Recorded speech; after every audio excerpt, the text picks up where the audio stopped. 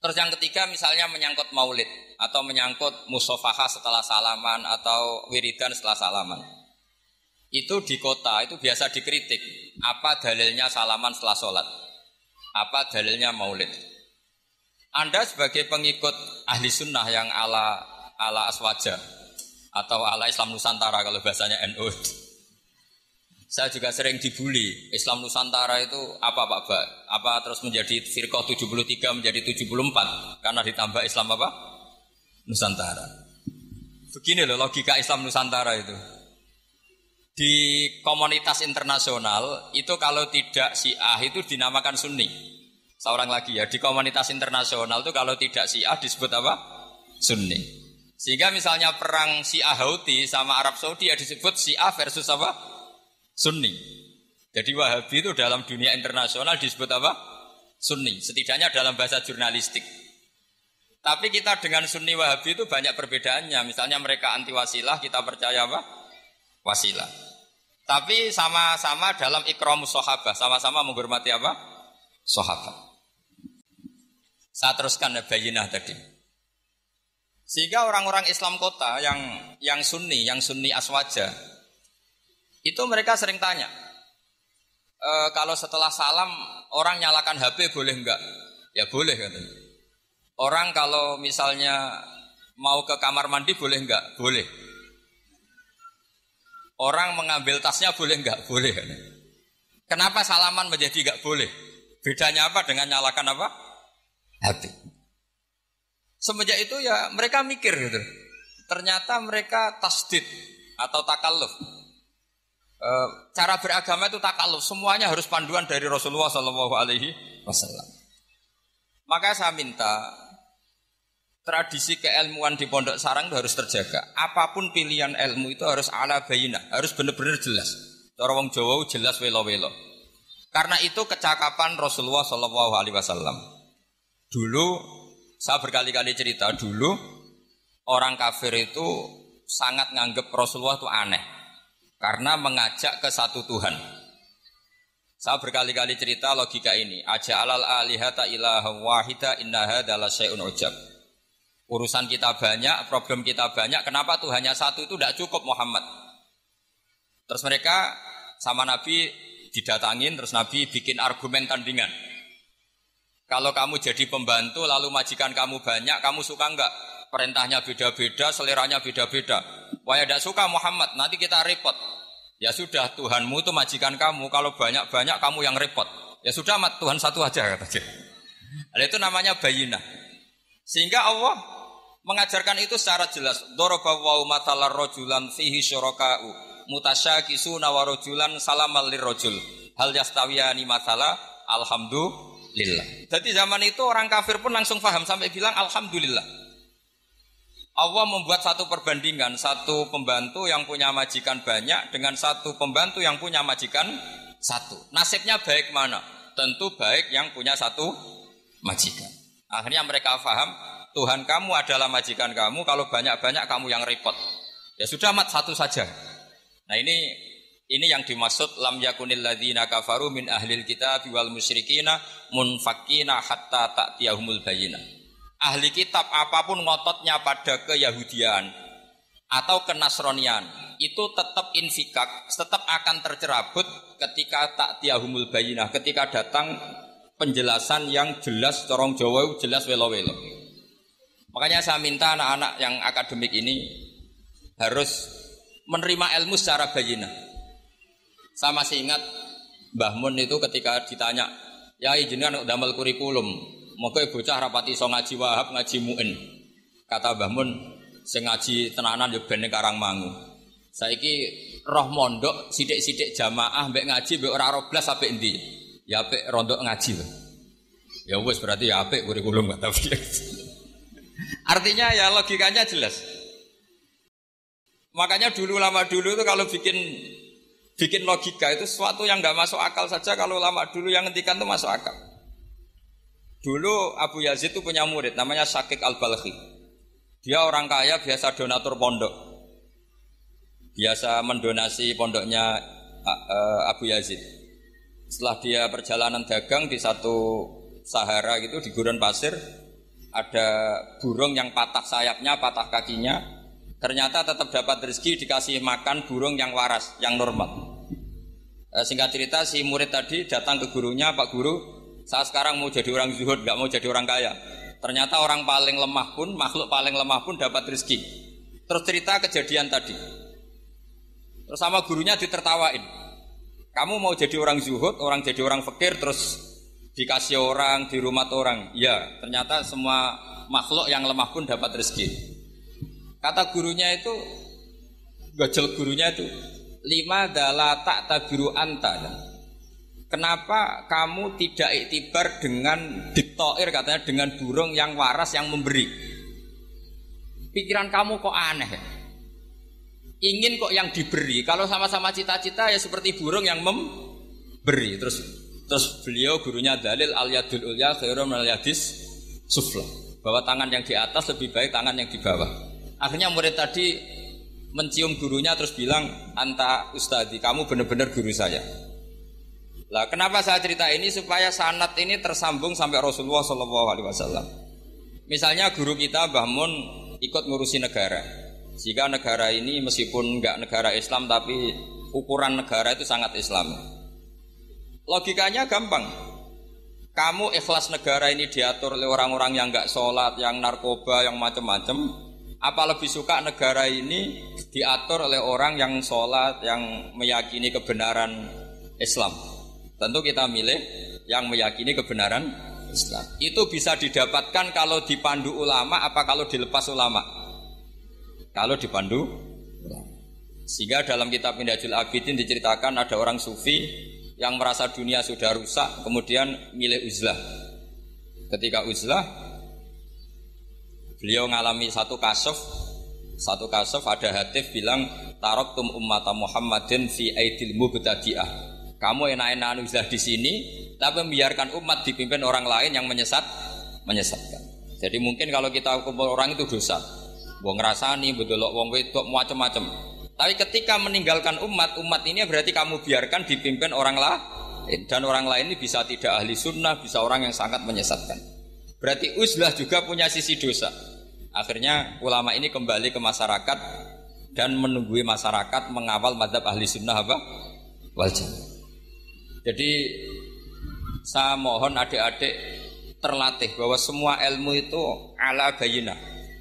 Qul inni ala bayyinatin mir rabbi. Semua nabi itu punya kemampuan menjelaskan. Itu yang disebut lam yakunil ladzina kafaru min ahlil kitab wal musyrikina munfakina hatta ta'tiyahumul bayyinah. Nah, kemampuan menjelaskan ini harus dimiliki anak-anak santri. Anak-anak Anwar 2 yang anak-anak masih belajar itu terutama harus belajar ilmu logika. Termasuk kitab kebanggaan saya itu kitab Syarah Bukhari. Beliau ketika menafsirkan hadis atau mensyarah hadis, salasun mangkunna fihi wajata halawatal iman. 3 hal ini kalau seseorang tahu atau faham maka menemukan halawatal iman, manisnya iman. Beliau mengartikan manis itu artinya enak. Enak itu nyaman. Nyaman itu tidak iskal, tidak galau. Terus beliau mencontohkan, andaikan agama ini tidak masuk akal, maka kita akan galau selama-lamanya. Terus beliau menyontohkan, alam ini kata Allah, saya ulang lagi ya, alam ini kata Allah itu diciptakan oleh zat yang super, yaitu kalau oleh ilmu kalam disebut wajibil wujud. Terus beliau berargumentasi cerita Islamnya Jubair bin Mut'im, berarti Mut'imnya ya, Jubair bin Mut'im bin Adi berarti Mut'imnya. Dulu zaman Nabi itu juga sudah ada orang ateis. Orang ateisme, kalau bahasa Arab dulu itu al-mu'attilah. Kalau bahasa Arab sekarang itu biasanya disebut syuyu'i. Orang-orang ateis itu enggak mau mikir, pokoknya bumi ya ono, langit ya ono, sebabnya apa ya mbah pokoknya ono. Terus sama Islam diterangkan, Dalalah Mut'im ini datang ke Madinah sebagai negosiator Asra Badrin, tawanan Badar. Delala Rasulullah pas baca surat Wattur wa kitabim mastur fi raqim mansur. Di antara itu ada ayat am khuliqu min ghairi syai'in am humul khaliqun. Masa alam raya ini langit bumi yang maujudat. Jadi bumi ini berstatus maujudat. Kemudian maujudah ini diciptakan oleh adamiyah. Jadi kalau kamu berfaham ateis, artinya hadhil maujudat khalaqahal adam. Ini semua yang maujud diciptakan oleh sesuatu yang tidak wujud. Kata Ibnu Hajar al-Asqalani, andaikan Islam datang seperti itu, kamu tidak bisa tidur. Akal kamu tersiksa. Karena kamu profesor kayak apa tidak bisa menemukan logika hadhil maujudat khalaqahal adam, bahwa maujud ini diciptakan oleh ketiadaan. Tapi Islam datang tidak seperti itu. Hadhil maujudat khalaqaha wajibul wujud. Ini maujudat diciptakan oleh zat yang wajib wujud, yaitu Allah Subhanahu wa taala. Nah, dengan berpikir seperti itu, ahlul akli nyaman. Nah, nyaman ini kata Ibnu Hajar al-Asqalani menjadi halawatul iman. Jadi halawatul iman itu dimulai dari bayina, satu kejelasan yang sangat argumentatif yang kita insya Allah lanal taufitu yaminan walasimalan sudah ada kemana-mana lagi. Nah, ini yang dimaksud Allah Subhanahu wa taala yuthabbitu walladzina amanu bil qaulits tsabiti fil hayatid dunya wa fil akhirah. Jadi logika ini mapan sehingga kita misalnya jadi TKI sekalipun di negara Korea, di negara Uni Soviet tetap bawa tauhid. Karena logika tauhid, logika sing sibghatullah wa man ahsanu minallahi sibghah. Logika yang dibangun oleh guru-guru kita. Zaman anak-anak sekolah di musola, zaman TPQ, TPA, semuanya dibangun. Bahwa di antara sifat Allah pertama adalah sifat wajibil wujud. Dengan sifat wajibil wujud, maka logika kita terbangun. Gak mungkin maujudat ini diciptakan sesuatu yang tidak ada. Pasti namanya yang ada, faktornya ya ada, bukan tidak ada. Nah, itu termasuk kenyamanan berpikir. Terus ketiga, kenyamanan sosial. Agama ini mengajarkan baik sama orang tua, takzim sama guru, sayang sama anak-anak, sayang sama yang lemah. Makanya kata ulama-ulama dulu, laulam yakun ma jaa bihi Muhammadun dinan lakana fi aqlin nasi hasanan. Kalau saja yang dibawa Muhammad tidak di atas namakan agama, itu pun menurut logika akal sesuatu yang baik. Karena agama ini hanya mengajarkan yang baik-baik saja. Jadi saya kira demikian, pokoknya saya minta seminta-mintanya tradisi keluarga sarang bahwa semuanya bil ilmi itu harus dijaga.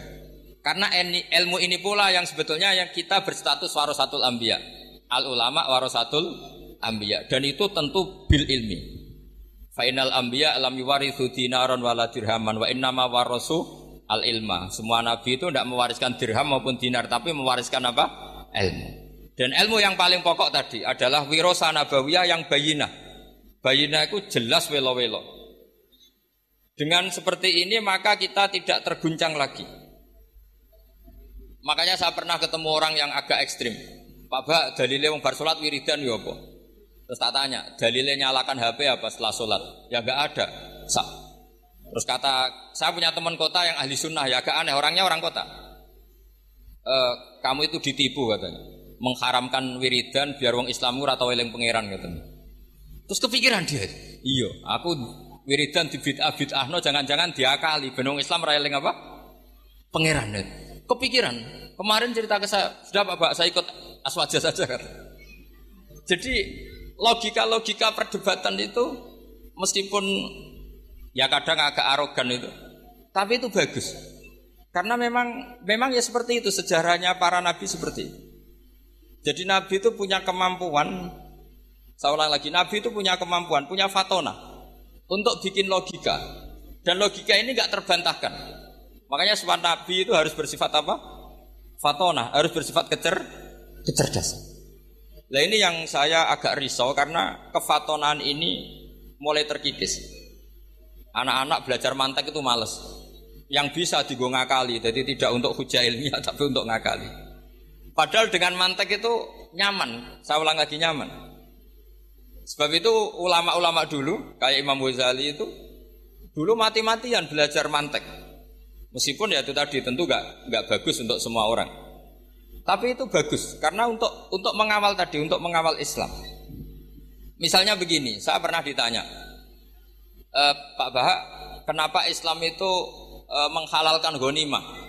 Kok Islam kayak penjahat perang gitu ya, sudah musuh kalah, hartanya diambil. Persenjataannya hartanya diambil. Terus saya tanya, Andai kan ada garong ke rumah kamu, kemudian pistolnya tertinggal. Apa kamu bilang, monggo dipendet malih nih gadane jenengan gitu. Apa kamu sita?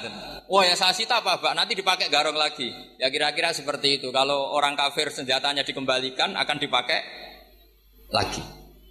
Jadi dulu selalu harus ada analogika. Ada analogi. Makanya ketikane Allah watil kal amsalu nadribu linnas wa ma yaqiluha illal alimun. Semua aturan-aturan Islam itu sama Allah di analogi itu dikiaskan supaya orang bisa berpikir.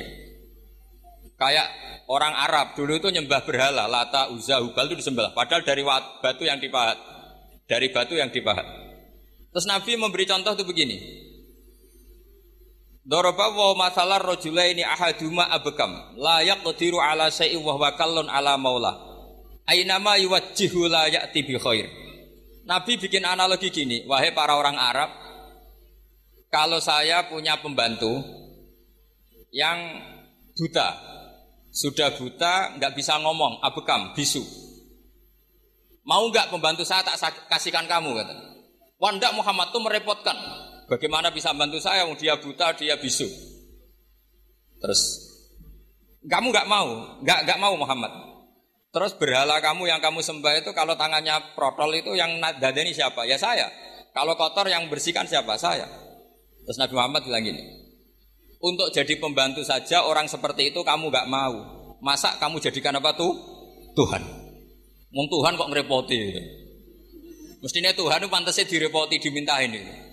Itu mereka akhirnya iman, iya ya. Pangeran kok ngerepoti, ono ngedusi, ono noto barang itu. Allah gampang sekali. Daraba wa masalar rajulaini ahaduma abkam. Abkam itu bisu. La yaqdiru ala syai'in, tidak mampu melakukan apa-apa. Wa huwa kallun ala maula. Namanya bisu, tuli, itu hanya merepotkan yang punya.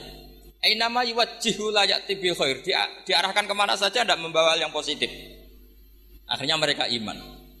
Makanya disebut lam yakunil ladzina kafaru min ahlil kitabi wal musyrikin munfakina hatta ta'tiyahumul bayyinah, bahwa orang-orang kafir baik berkategori ahli kitab maupun orang musyrik tidak mungkin tercerabut dari akar kemusyrikan atau akar keyahudian, kenasranian hatta ta'tiyahumul bayyinah, sehingga datang satu hujjah, satu argumentatif yang bisa mengalahkan pikiran mereka.